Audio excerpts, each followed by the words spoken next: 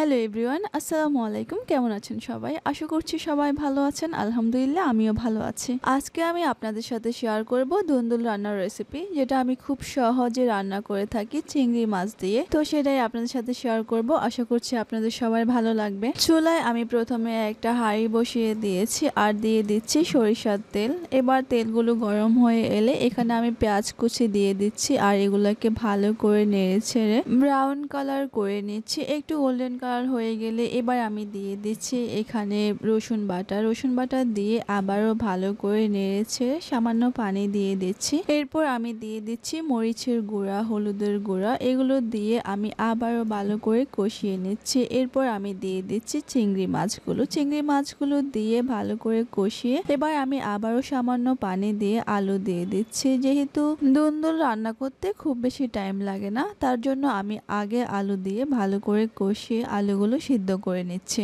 আলুগুলোর ভিতরে এবার আমি দিয়ে দিচ্ছি কাঁচামরিচ ভেঙে, যেন কাঁচামরিচের খুব সুন্দর একটা ফ্লেভার পাওয়া যায়। আমি কিছুক্ষণের জন্য ঢাকনা দিয়ে ঢেকে রেখেছি। আলুগুলো যখন সিদ্ধ হয়ে গিয়েছে তখন আমি দুন্দুলগুলো দিয়ে দিচ্ছি। প্রথমে আমি দুন্দুলগুলো কেটে রেখে দিয়েছি, এখন সেই দুন্দুলগুলোই দিয়ে দিচ্ছি আর আবারও নেড়ে ছেড়ে ঢাকনা দিয়ে ঢেকে রেখে দিচ্ছি। কিছুক্ষণ পর নেড়ে ছেড়ে দিচ্ছি। আমি কিন্তু দুন্দুলে কোনো রকম কোনো পানি দিই নেই, কারণ দুন্দুলে এমনিতে অনেক পানি থাকে আর এগুলাতেই রান্না হয়ে যায়। এই তো আমার দুন্দুল রান্না হয়ে গিয়েছে, অনেক মজা হয়েছে। তোমরা চাইলে বাসায় সহজে এটা রান্না করে খেতে পারো। আমি এখানে সুরমা মাছও ভাজি করতেছিলাম। প্রথমে ভেবেছিলাম সুরমা মাছ দিয়ে রান্না করব, কিন্তু দুন্দুলটা চিংড়ি মাছ দিয়ে রান্না করলেই খেতে বেশি মজা হয়, তার জন্য আমি পরে চিংড়ি দিয়ে রান্না করেছি। তোমাদের বাসায় যদি চিংড়ি মাছ না থাকে যে কোনো মাছ দিয়ে রান্না করা যাবে, তবে চিংড়ি দিয়ে রান্না করলে খেতে বেশি মজা লাগে। তো